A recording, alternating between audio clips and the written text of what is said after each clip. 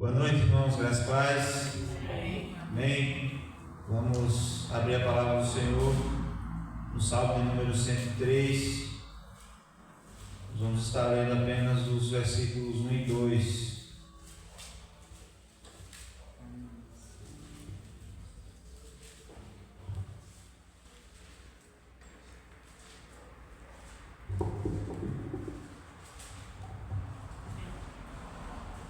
Amém? Diz assim a palavra do Senhor: bendize a minha alma ao Senhor, e tudo que há em mim, bendiga o seu santo nome. Bendize a minha alma ao Senhor, e não te esqueças de nenhum só dos seus benefícios. Amém? O salmista aqui, ele convida a ele mesmo para bendizer o Senhor. Ele chama no seu íntimo para bendizer ao nome do Senhor. Ele diz: bendize a minha alma, a Ele mesmo. Que nós nessa noite possamos ter essa consciência de que nós estamos aqui para adorar o Senhor, para bendizer o seu nome, para exaltá-lo, aquele que é digno de todo o nosso louvor, de toda a nossa adoração. Nós cremos que o Senhor está presente no nosso meio e nós cremos que Ele está aqui não só apenas para nos abençoar, mas para receber o nosso louvor e a nossa adoração.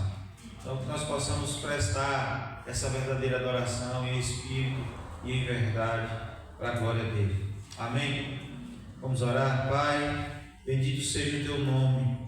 Ó Deus, o Senhor tem sido gracioso para conosco, derramado sobre nós bênçãos sem medida. Ó Deus, nós louvamos o teu nome por isso. Ó Deus, o salmista que ele convida ele mesmo para adorar o Senhor, ele diz: bendize a minha alma ao Senhor. Ó Deus, que esse seja o sentimento no nosso coração nessa noite, de bendizer o Senhor, não algo apenas da boca para fora, mas algo brotado do nosso íntimo, de dentro do nosso ser. Ó Deus, com verdade. Ó Deus, em nome de Jesus Cristo, o Senhor que está no nosso meio, toque nossos corações, fale conosco.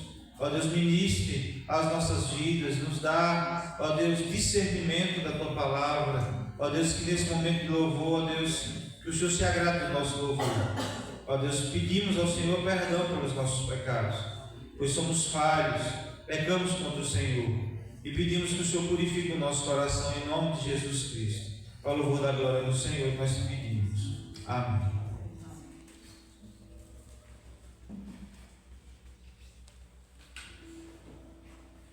Vamos ficar de pé para adorar o Senhor.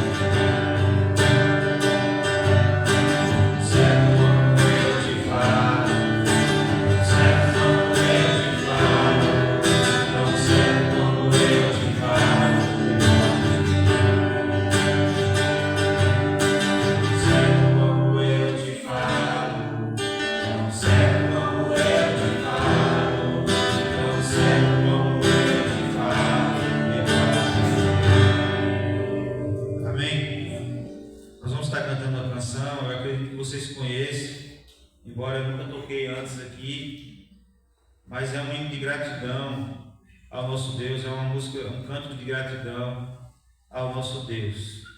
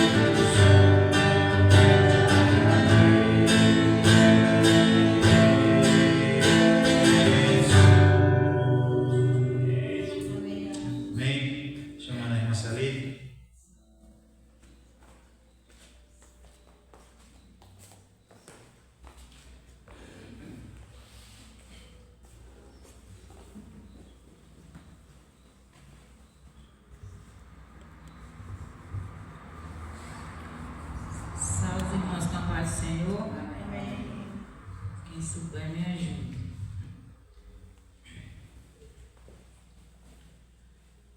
Pela fé que uma vez me foi dada, para seguir o Cordeiro de Deus, pela graça de Deus enviada, andarei com valor para os céus.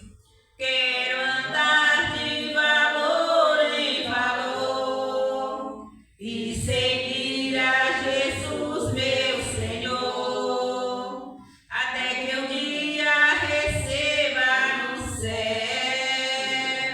a coroa que me dará Deus. De Deus quero vestir a armadura pra lutar com coragem e valor, pois aqui a peleja é dura.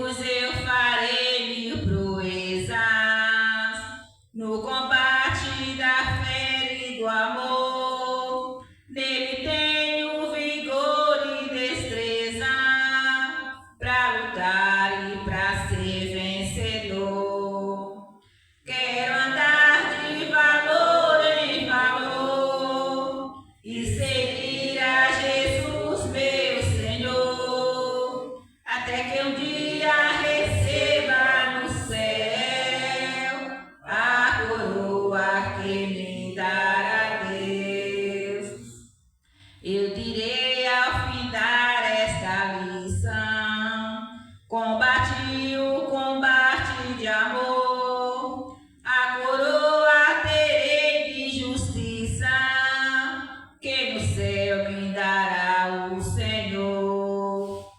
Quero andar de valor em valor e seguir a Jesus, meu Senhor, até que um dia receba no céu a coroa que me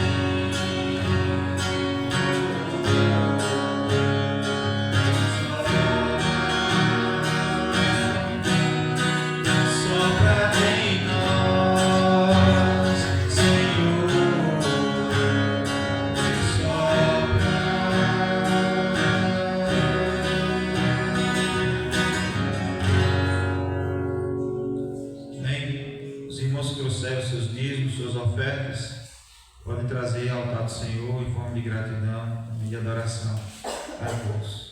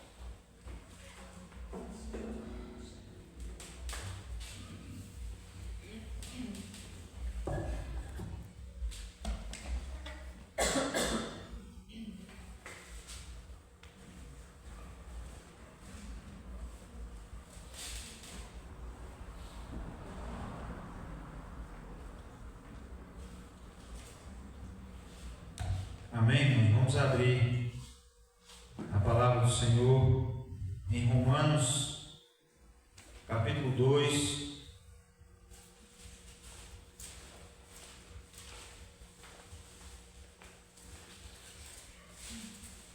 Romanos, capítulo 2, do 1 ao 16.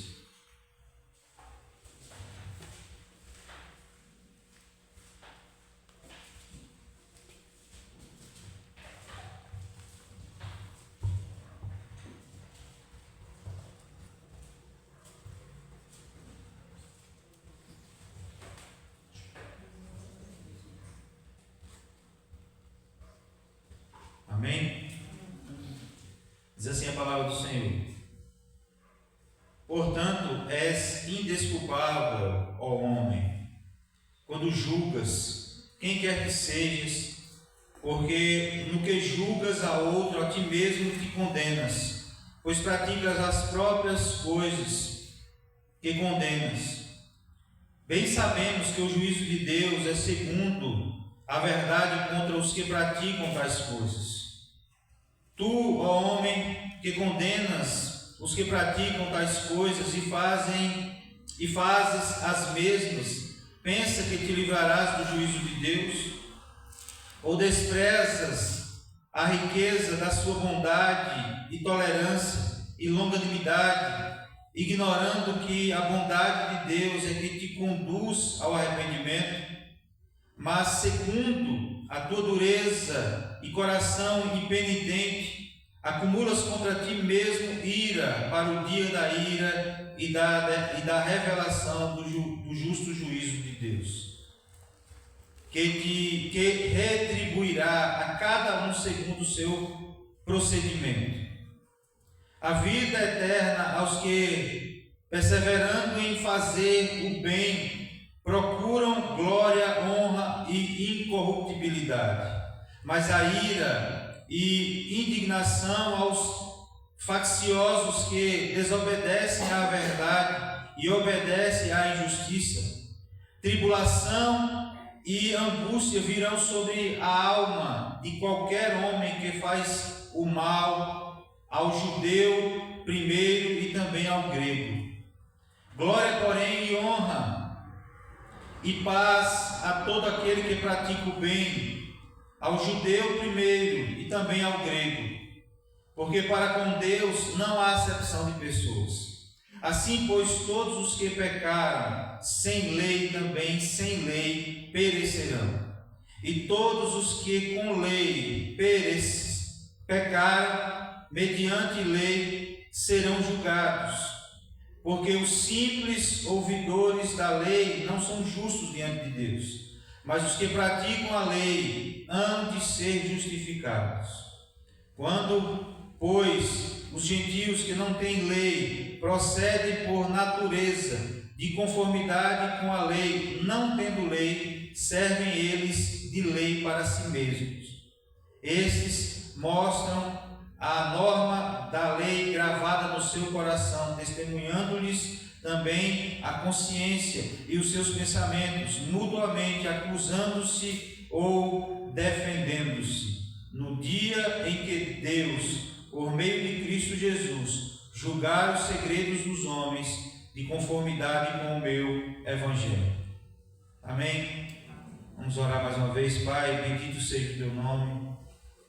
Obrigado mais uma vez por estar na tua casa, por poder estar em comunhão com o Senhor e com os irmãos. Entregamos a ti os nossos louvores, pedimos que o Senhor receba como um sacrifício agradável ao Senhor.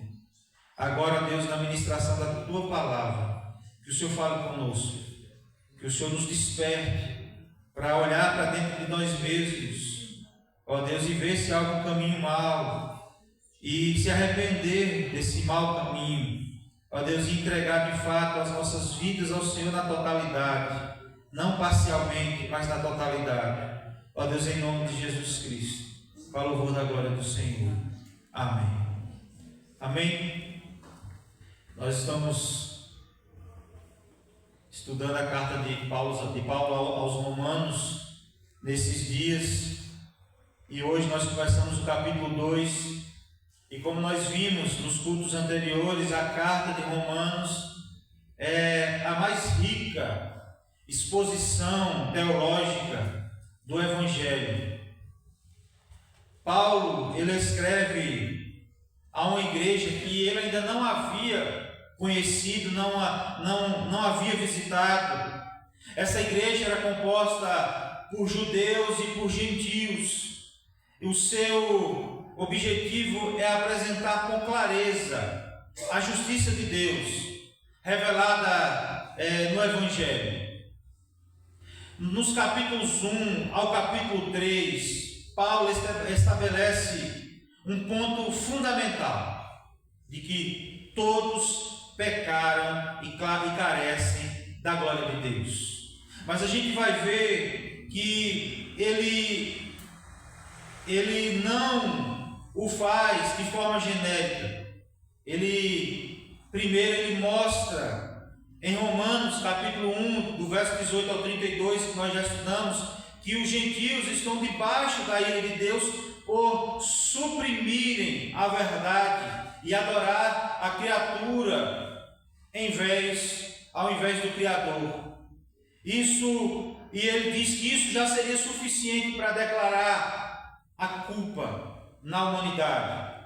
Contudo, Paulo, ele, sabendo que havia naquela igreja de Roma judeus e gentios, e sabendo que também os judeus, vendo seus escritos, também ia ver que esses judeus que conheciam a lei, que praticavam a lei, que viviam religiosamente, eles poderiam estar olhando para os gentios e mostrando que esse texto, de olhar, quando se fala de a criatura ao invés do Criador, adorando a criatura ao invés do Criador, é possível que os judeus, na sua soberba de conhecimento da lei, poderiam olhar para os gentios e falar: está vendo? Vocês são inculpáveis. E Paulo, sabendo disso, sabendo dos moralistas, dos religiosos, que ao lerem sobre isso poderiam ter esse tipo de atitude, ele mostra que Deus julgará não apenas por aparências externas, mas também ele julgará pela justiça perfeita e imparcial, considerando até mesmo os segredos do coração. Há até um adágio popular que diz que coração é terra que ninguém anda, ou seja, que somente Deus conhece o nosso coração. E nós vivemos hoje num tempo de muito parecido com o contexto de Paulo. Há muitos que se consideram justos por comparação com os outros, frequentando igrejas, vivendo numa vida religiosa, falando sobre Deus, defendem muitas vezes até valores morais, mas não nasceram de novo. São apenas religiosos, são como os fariseus da época, do tempo de Jesus,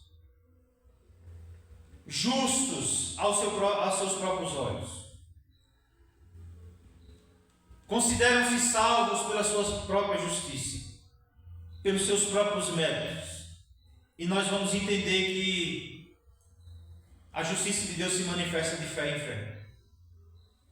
Pela graça, se manifesta na pessoa de Cristo, que pagou o preço pelos nossos pecados.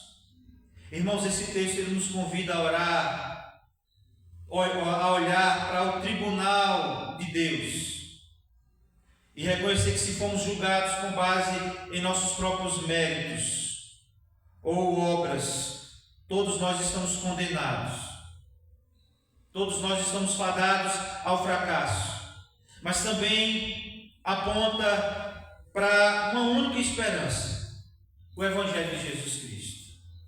Se temos hoje a esperança da salvação, é por meio de Cristo, que não só revela a justiça de Deus, mas também oferece justificação gratuita a todos aqueles que nele creem. Amém? João Calvino ele observou dizendo: nenhum homem que se julga justo pode compreender corretamente o Evangelho, pois o Evangelho só é doce àqueles que primeiro reconheceram o seu pecado. Portanto, nesse sermão, irmãos, nós iremos observar aqui 3 pontos. Primeiro ponto, que o juízo de Deus é justo e inescapável. O juízo de Deus é justo e inescapável. O segundo ponto é que ele julgará a cada um segundo as suas obras. E que ele fará isso com base na luz que cada um recebeu, revelando até os segredos do coração. O primeiro ponto, o juízo de Deus é justo e inescapável. O verso 1 já começa dizendo: portanto, és indesculpável, ó homem, quando julgas quem quer que sejas. Porque no que julgas a outro, a ti mesmo te condenas, pois praticas as próprias coisas que condenam. Irmãos, Paulo aqui agora está denunciando o julgamento hipócrita. Ou seja, o homem que condena os outros, mas praticam as mesmas coisas. Paulo está falando de que muitas vezes nós agimos como hipócritas.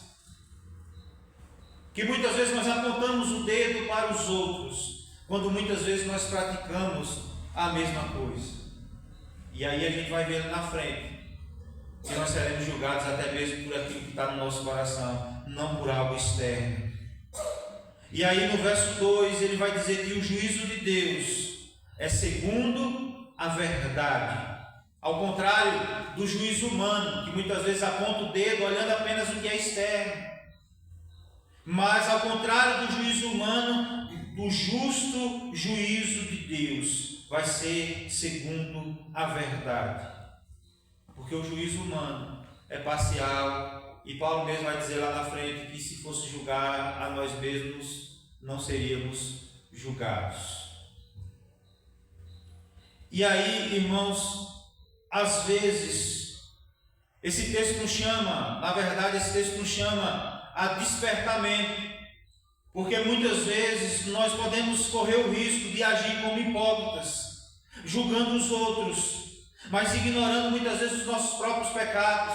Nós, por natureza, temos essa facilidade de olhar muitas vezes para a vida dos outros, para os erros dos outros, para as falhas dos outros, para aquilo que está exposto nos outros, mas muitas vezes nós não conseguimos analisar a nós mesmos. Não conseguimos enxergamos o pecado do outro, mas nós não conseguimos enxergar muitas vezes os nossos próprios pecados. Paulo está aqui advertindo a essa prática da hipocrisia, que na verdade nós não estamos aqui para julgar uns aos outros, mas nós estamos aqui para analisar nossa própria vida e à luz de Cristo, à luz da palavra de Deus, ver se há em nós algum caminho mau, para que haja arrependimento. E aí nós encontramos um texto interessante no verso 4. Ou desprezas a riqueza da sua bondade e tolerância e longanimidade, ignorando que a bondade de Deus é quem te conduz ao arrependimento? Irmãos, aqui Paulo está falando o seguinte, que a paciência de Deus é um chamado ao arrependimento, e de que não é uma permissão para pecar. Porque o que acontece muito é isso. Esses tempos eu estava conversando com um rapaz, e ele era da igreja, passou a ser até liderança da igreja, mas com o tempo ele desanimou e ele se desviou. E a gente conversa com ele, e ele fala assim: eu tenho plena consciência de que eu estou certo, de que eu estou errado, de que eu estou em pecado, de que eu não deveria ter saído da igreja. Ele tem plena consciência. Mas o que eu percebo, irmãos, é que ele ao perceber que ele ao sair da igreja, nada lhe aconteceu. Muitas vezes é assim, nós temos medo de pecar, e quando pecamos a gente percebe que não acontece nada, e a gente pensa que isso está passando despercebido de Deus. A gente pensa que viver essa vida dupla, o pastor Roberto Brasileiro citou uns exemplos de algumas lideranças de igrejas que ele acompanhou e que tinham uma vida dupla, e que às vezes, irmãos, a gente corre o risco de estar vivendo essa vida dupla dentro da igreja, vivendo com práticas pecaminosas, pecados de estimação, e a gente não consegue enxergar o quando enxerga. Às vezes a gente vê a tolerância de Deus como algo que passa despercebido por ele, mas aqui, irmãos, Paulo está dizendo que essa paciência de Deus com relação ao pecado não é uma brecha para que nós venhamos pecar, mas é uma oportunidade de arrependimento. Porque quando o juízo de Deus vier, ele julgará em verdade, segundo a verdade, sem parcialidade, sem fazer acepção de pessoas. Porque a gente fala assim, Deus não faz acepção de pessoas, usando até mesmo para o exemplo errado. De fato, Deus não faz acepção de pessoas. Deus, Ele não olha para a pessoa se é rica, se é pobre, se é bonito ou se é feio. Só que aqui o texto está dizendo que Ele não faz acepção de pessoas, com relação até ao dia do julgamento. Porque aqueles que pecaram que viveram uma vida de pecado sem arrependimento, perecerão. Não importa se é bonitinho, ou se é feio, se é rico, ou se é pobre, não importa se queira se defender, que é por isso que na palavra de Deus diz, naquele dia muitos dirão, Senhor, mas eu não expulsei demônios em teu nome, eu não falei em teu nome, e eles apartaram de mim porque eu não vos conheço. Essa prática, essa coisa que a gente usa no nosso cotidiano, de muitas vezes de se justificar diante dos nossos erros, isso não vai valer diante do julgamento de Deus. Isso não vai valer diante do julgamento de Deus. Não vai haver desculpa, porque Ele conhece todas as nossas obras. E a palavra aí no verso 5, Ele vai dizer que endurece o coração está juntando ira. O juízo virá, e o juízo virá com justiça. Ninguém passará da justiça de Deus. Amém? A bondade de Deus hoje é a oportunidade de arrependimento, não um sinal de aprovação do pecado. Spurgeon dizia: a misericórdia pregada sem justiça gera presunção. Justiça sem misericórdia gera desespero. E o Evangelho traz ambas. Porque o Evangelho vai trazer a justiça, misericórdia com justiça. Misericórdia mediante a justiça de Cristo. Aquilo que Cristo fez por nós. Amém? O segundo ponto: Deus julgará cada um segundo as suas obras. O verso 6 vai dizer assim: que retribuirá a cada um segundo o seu procedimento ou as suas obras. 7. A vida eterna aos que, perseverando em fazer o bem, procuram glória, honra e incorruptibilidade. Irmãos, o texto está nos dizendo que Deus retribuirá a cada um conforme as suas obras. E aqui não é como um meio de salvação, não é pelas obras. O texto, Jesus vai dizer, não por obras, para que ninguém se glorie, mas mediante a graça, mediante a fé em Cristo Jesus. Mas aqui o texto diz que Deus retribuirá a cada um conforme as suas obras. Mas as obras não é meio de salvação. As obras não é meio de salvação, mas é uma evidência da salvação. Uma vez me perguntaram bem assim, um jovem me perguntou com uma dúvida na igreja: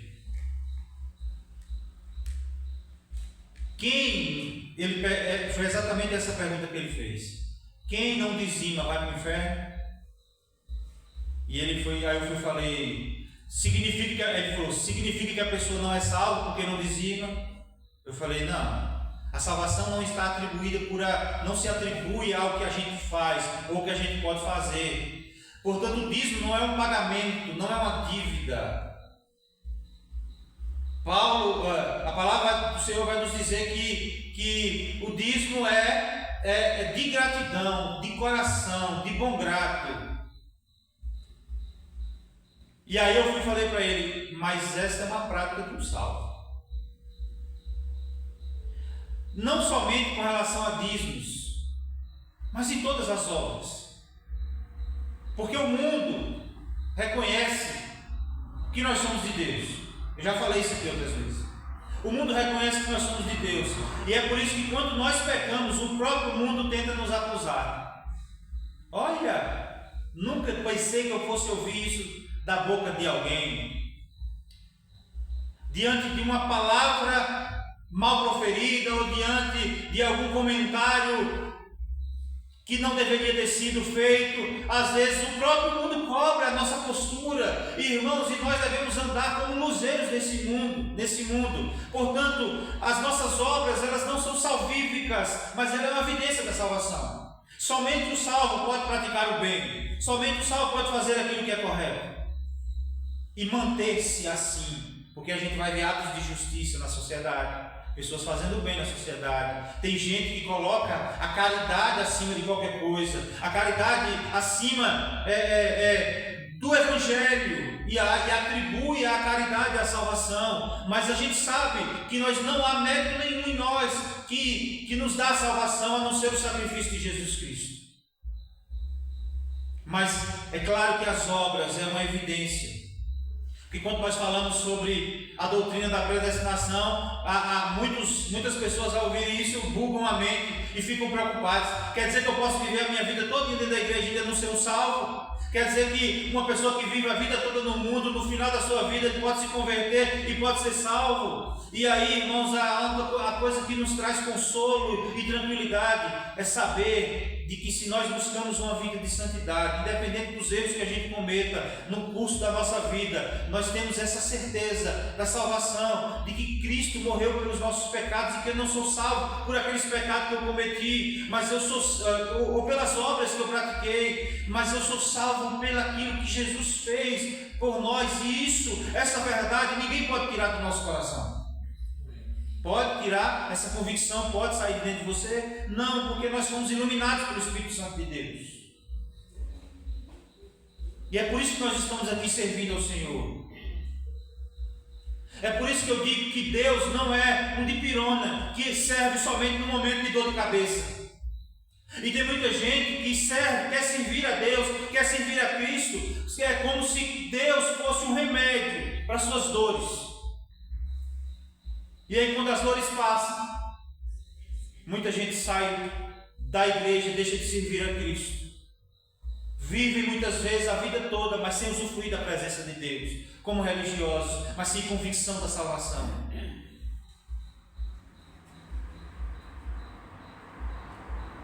É por isso que muitos desistem do Evangelho, porque não foram iluminados pelo Senhor.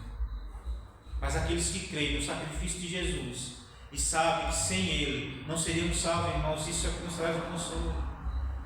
E o salvo, ele busca a santificação, ele sabe que as obras não são suficientes para a sua salvação, mas ele tem convicção de que as obras vai demonstrar a firmeza na sua fé. E aí Paulo fala dos dois destinos, vida eterna, no verso 8. Ira para os rebeldes.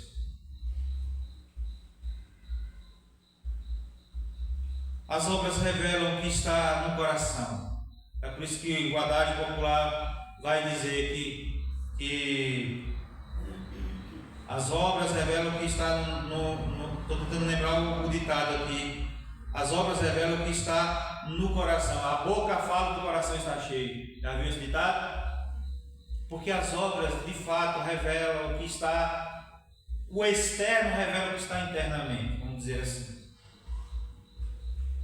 E aí, irmãos, a pergunta que nós fazemos é: nossa fé produz frutos visíveis? Produz frutos visíveis? Porque a verdadeira fé salvadora leva à perseverança naquilo que é bom. E não uma fé mentirosa centrada no eu. Eu. Já viu esse discurso? E muitas vezes todos nós fazemos. Ah, mas eu fiz isso. Ah, mas eu faço aquilo. Ah, mas se não fosse eu. Quando se vai falar da obra de Deus. Mas é eu. Que nem um líder uma vez eu vi na televisão falando assim: o nome Jesus, irmãos, era tanto demônio que o nome de Jesus não foi suficiente. Mas eu me revoltei e eu mandei sair. Eu. Muitas vezes as obras é centrada no eu. E a gente tem que olhar para nós mesmos, porque às vezes nós agimos assim.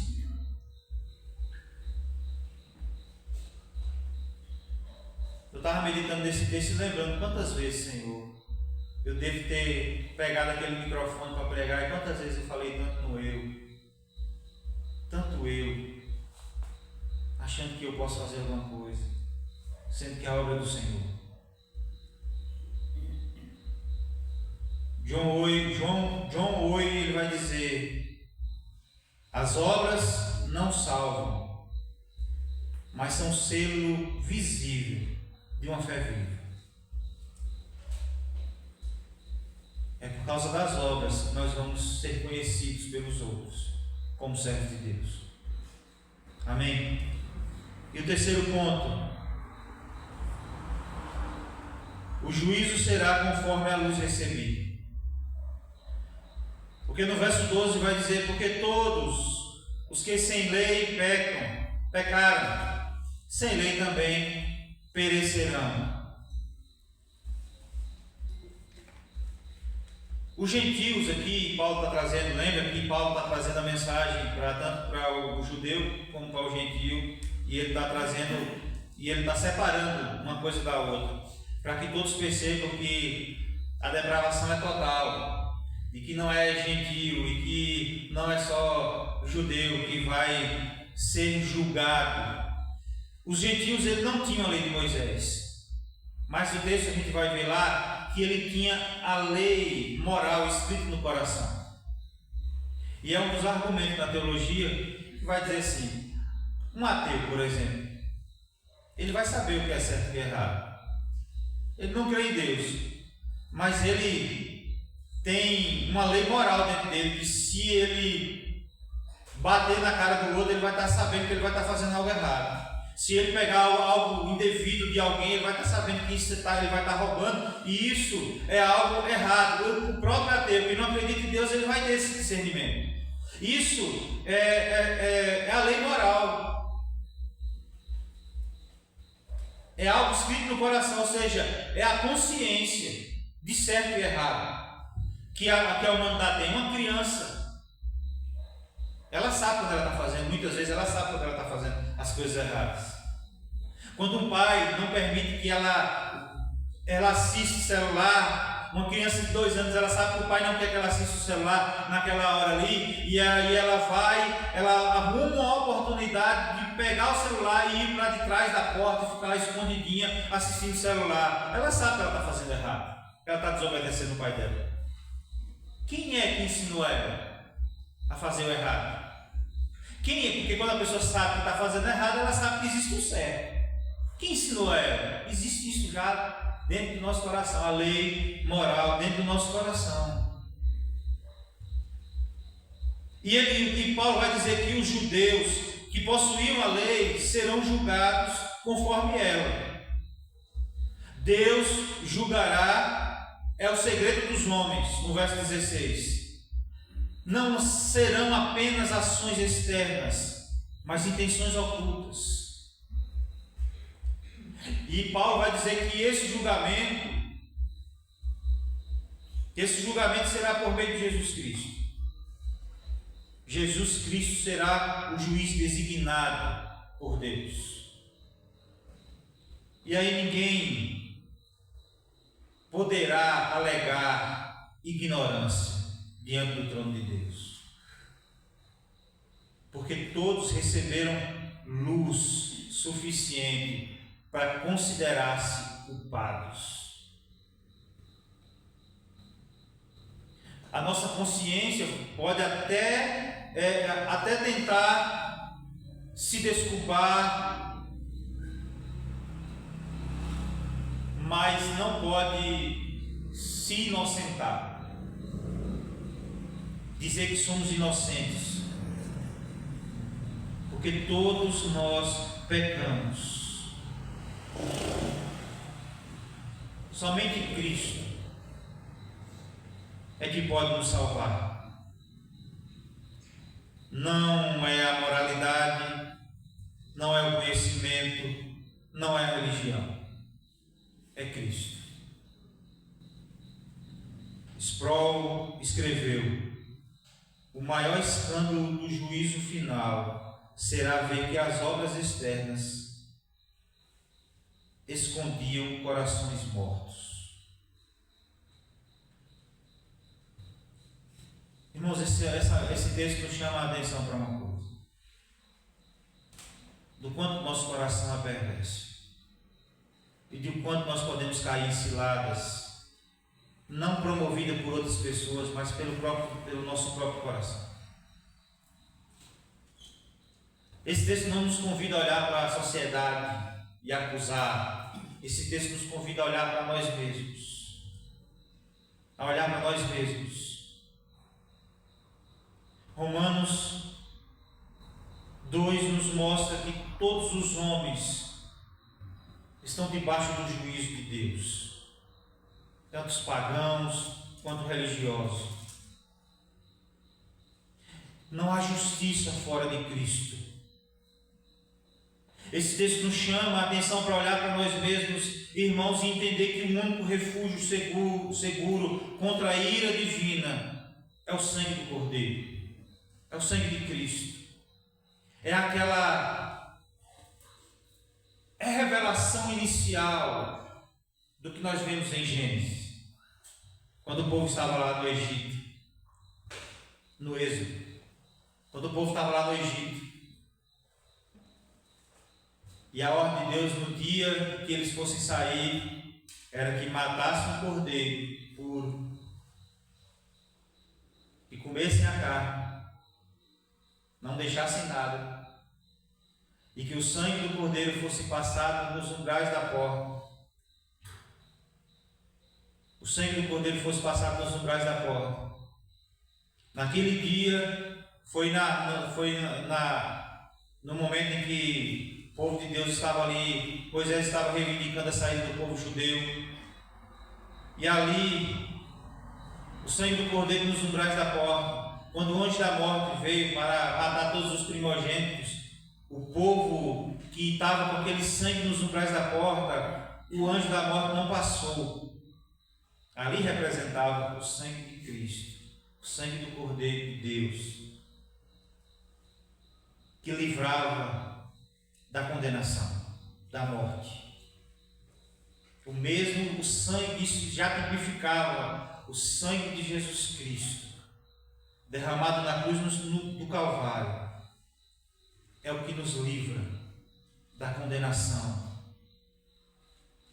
vindoura, da ira, do juízo de Deus. Não há justiça fora de Cristo. O único refúgio seguro contra essa ira de Deus é o sangue do Cordeiro. É por isso que esse texto nos chama a examinar a nossa própria vida com sinceridade, sem julgar os outros, sem ignorar a nossa própria culpa. Não confie na sua própria justiça, nem na sua própria consciência, porque vai acontecer, sabe o que vai acontecer? É que a nossa própria justiça vai querer nos livrar, vai sempre procurar uma desculpa para o nosso pecado, sempre vai procurar uma desculpa para o nosso erro. Mas nós não seremos julgados por nós mesmos, seremos julgados pelo Senhor. Por isso nós devemos confiar apenas em Cristo, não na nossa moral, não na nossa religiosidade, não na nossa própria justificação, mas na justificação de Deus, diante de Deus. Nós possamos viver de forma coerente, de servos e servas de Deus, uma fé verdadeira que se manifesta em obras verdadeiras. Amém? Nós devemos proclamar com sinceridade. O mundo precisa ouvir. E o mundo precisa ouvir, irmão, sobre o juízo. E o mundo precisa ouvir sobre a graça. Que a condenação virá, mas não para aqueles que estão em Cristo Jesus. Seremos absolvidos. Absolvidos. Absolvidos? Absolvidos. Absolvidos. Pela graça em Cristo Jesus. O sangue do Cordeiro irá nos livrar. Mas que a gente possa, nós precisamos olhar para a nossa própria vida e olhar se há em nós algum caminho mau, alguma prática, algum pecado de estimação que nós precisamos deixar. Quando nós olhamos com sinceridade no nosso coração, na nossa mente, nós sempre vamos encontrar. Sempre vamos encontrar. Mas a graça do Senhor vai poder pode nos libertar de todo esse mal, para a glória dele, para a exaltação do nome dele. Amém? Vamos orar.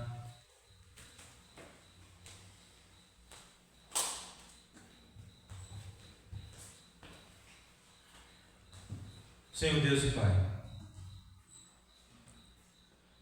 somos falhos. O nosso coração é enganoso. Ó Deus, mas que o Senhor nos faça reconhecer isso. Não sejamos levados pela nossa própria justiça, mas que nós venhamos confiar na justiça do Senhor e na misericórdia do Senhor por intermédio de Jesus Cristo. Ó Deus, em nome de Jesus Cristo. Porque o teu juízo é justo. E não há quem possa escapar, não haverá desculpa. O único meio de salvação é Cristo. Que possamos ter essa consciência, Deus, para que não venhamos viver como os religiosos, como os fariseus, que apontavam o dedo, mas praticavam as mesmas coisas. Eles não tinham capacidade de olhar para si mesmos e reconhecer o seu próprio pecado. Ó Deus, mas nós vemos que a todos que reconheceram os seus pecados foram salvos. Ó Deus, e nós reconhecemos as nossas falhas, os nossos pecados diante do Senhor. Ó Deus, e que nossas obras sejam a evidência da salvação. Que a sociedade possa ver as nossas obras e reconhecer que somos filhos do Senhor. Que a sociedade possa ouvir a mensagem do teu Evangelho, da justiça do Senhor, da ira vindoura, mas também possa responder ao chamado da graça do Senhor. Ó Deus, em nome de Jesus Cristo, que o Senhor nos ajude a cumprir esse propósito, para louvor da glória do Senhor, para que teu nome seja exaltado e glorificado através das nossas vidas. Nós oramos assim, para a glória do Senhor, em nome de Jesus. Amém. Amém? Que o Senhor nos abençoe em nome de Jesus. Terça-feira, se Deus quiser, a gente vai estar aqui, certo? Deus abençoe.